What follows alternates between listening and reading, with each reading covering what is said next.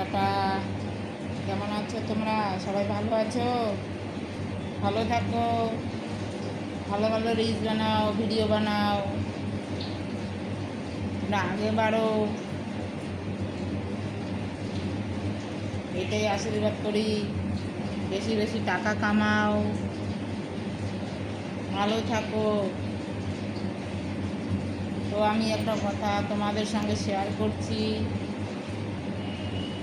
এই যে ধর্ম নিয়ে কথা চলছে, মুসলিম হিন্দু নিয়ে, তো কথাটা ভালো লাগলে লাইক কমেন্ট করে দিও, আর ভুল হলে ক্ষমা করে দিও। তো কথাটা শুরু করছি। এই ধর্ম মুসলিম হিন্দু নিয়ে চলছে, দুনিয়াতে কত কি হচ্ছে, লড়াই হাঙ্গামা। তো সব কিছুই ঠিক আছে, কিন্তু একটা কথা আমি বলছি বন্ধুরা, গাই মাতাকে মারার অধিকার নেই কারো, সেটা সবাই জানে। গাই আমাদের বিষ্ণু, গাই আমাদের, যার মা মরে যায় শিশু জন্ম দিয়ে, সে গাইয়ের দুধ খেয়ে বড় হয়। তো তাকে মেরে কেটে খাওয়াটা ঠিক না। কিন্তু এই যে রাস্তাঘাটে, এখানে ধর্ম করা যাবে না, ওখানে ধর্ম করা যাবে না, এখানে বসে নামাজ পড়া যাবে না, এখানে বসে হিন্দুরা হনুমান চালিসা পড়তে পারবে না, এই দুই লড়াই, এটা ঠিক হচ্ছে না। কেন ঠিক হচ্ছে না? এজন্যই যে ধর্মের কোনো ভেদাভেদ হয় না।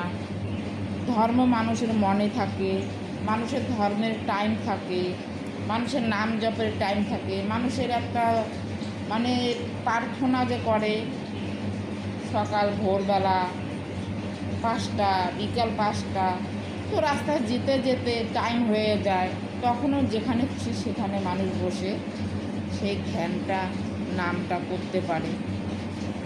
সে রাস্তার মাঝখানে না করুক, সে সাইডে এক জায়গায় বসে নীরবে করতে পারে, সেটা বাধা দেওয়ার মতো এটা তো আমি মানে ভাবছি মানুষের ভুল। কেননা ধর্ম নিয়ে বাধা দেওয়াটা ঠিক না।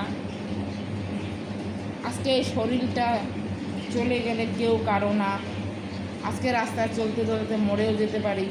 তো সেই টাইমে আমার নাম করার সময় হলো, তো আমি সেখানে বসে নাম করতে করতে যদি আমি মরে যাই, তো সেটা আমার ধর্ম হবে, কারো ধর্ম কেউ নিতে পারে না। তো তাই বলছি, ধর্ম নিয়ে বাধা দেওয়াটা ঠিক না। আর অন্য কিছু নিয়ে বাধা দেওয়া, গাই মারা, মুরগি মারা, মুরগির মাংস খাওয়া, এগুলো পাপ হচ্ছে, এটা পাপ হয়, সেটা আমি জানি। কিন্তু যার যে ব্যক্তিগত ব্যাপার, সে খাবে, কিন্তু গাই মাথাকে মারাটা ঠিক না, সেটা সবাই জানে। গাই আমাদের জাতীয় পশু। তো ধর্ম নিয়ে বিচার করাটা আমি দুই পক্ষেই বলছি, আমি একজন কাউকে বলছি না। ভুল হলে মাফ করে দিও তোমরা। আমি এতটুকুই বললাম, তোমাদের যা ভালো লাগে তাই করো।